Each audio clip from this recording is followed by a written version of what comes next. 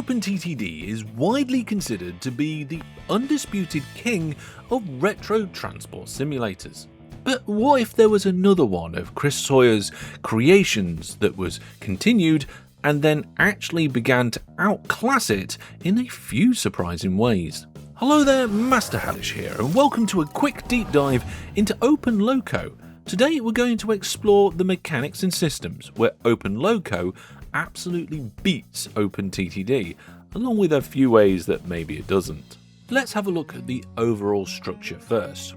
Now, OpenTTD is a brilliant sandbox, but it can occasionally leave some people feeling a little lost, a little aimless, without any sort of structure or set goals. People have such a wide open environment that they just don't know what to do with it. OpenLoco fixes that right out of the box. It's got a whole bunch of built-in scenarios and missions. It gives you straightforward objectives, which is great for not only learning the mechanics, but also finding something to do. They're grouped up quite nicely into various different difficulty categories. There's a bit of information and a little preview of the map so you can see what the world's going to look like. And once you get into the game, visually there's differences too. OpenLoco still has that fantastic nostalgic feel, but it's got far more intricate detail than other predecessors in the series. Now, whether you like the graphics or not, that's personal preference. Personally, I feel that overall the graphics feel a little brown and muddy, but I do like the increased level of detail, especially in the towns, on the foliage, and also with the railway vehicles themselves. A lot of these things are down to an improved game engine under the hood, and that also opens up the ability for something else: rotatable isometric viewport. In OpenTTD, you are stuck staring at one same angle. Your network is always the one way round. In many other games you can rotate the view. Now, whether you have complete rotation or various different angles depends on the game. In OpenLoco, you have 4 different ways you can look at the map. Spin it around and you can look at your network from various different angles. Sometimes that's very helpful because the terrain in OpenLoco can be quite extreme and sometimes seeing around it can be quite difficult. So not only is it a nice visual thing to be able to rotate the camera, but it can be quite useful when you're trying to construct your networks. Now, when you are constructing your networks, laying down track is a little bit different in OpenLoco. It's got a little bit more layer of flexibility. You're not forced everything right onto rigid grid lines. Track construction can support some nice smooth curves, and it can make your railway lines look a little more natural. Now, are the tools for laying these tracks perfect or the right tool for the job? I'm not entirely sure, but it does result in having railway lines which are much more flexible and much more flowing than in OpenTTD. It's not just the track that can flow nicely as well. The landscaping tools are quite advanced. You can even carve sheer vertical cliff faces along the edge of your railways, and use the tools to build more intricate slopes around your routes. Now, can this get a bit fiddly, especially for players that aren't experienced with the series? Yeah, sure, but that advanced functionality is going to come with a bit of a learning curve. And now we come to somewhere where OpenLoco really shines: bridges. Bridges are sometimes not very important, in fact very often overlooked in OpenTTD, but that's because they're not very versatile.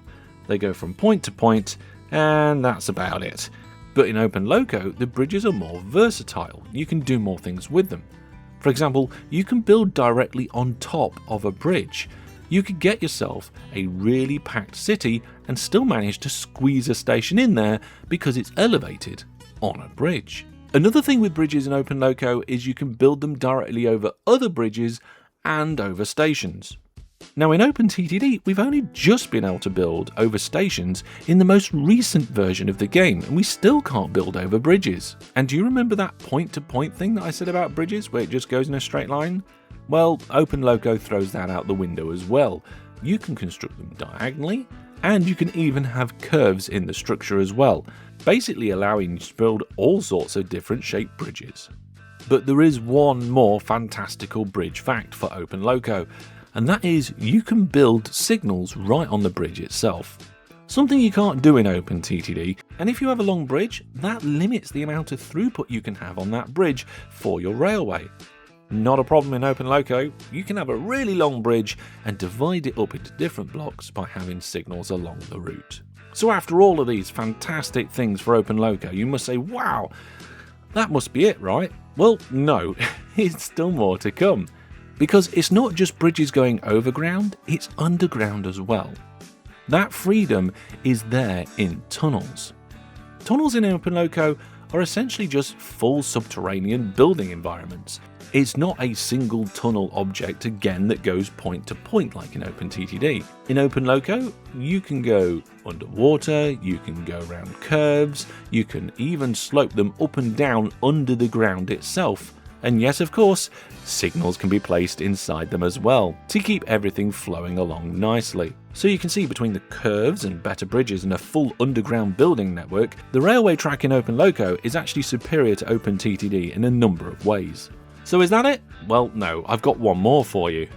In OpenTTD, whilst we do have support for trams, there are no trams. You have to add them using mods. Yeah, sure.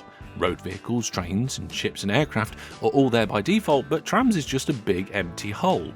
Well, that's not the case in OpenLoco, because trams are included right from the get-go. No extra tweaking or mods required, they're just there, ready for you to use. I've said that there are many ways in which OpenLoco is better than OpenTTD, so why am I not playing it all the time instead of OpenTTD? Well, there are a number of ways in which OpenLoco could improve, and for me, there are a few key ones that need to be sorted out in order to unlock OpenLoco's potential.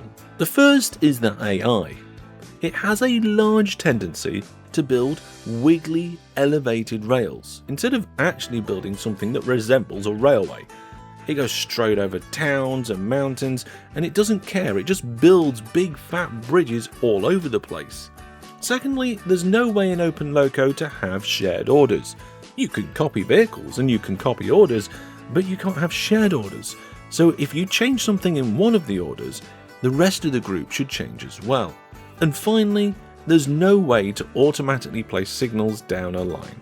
You have to manually place each individual signal, and for long and big networks, that's quite a big and tedious task, and I don't think it should be necessary. However, this video is primarily about the positives, so I want to hear what your favourite feature is from OpenLoco. Let me know down in the comments. If you've enjoyed the video, make sure you give it a like and get subscribed for even more trains, transport and tycoons. And the algorithm thinks that you would like one of these two videos displayed on the screen right now. Thank you very much for watching. I'll see you in the next one, but for now, goodbye.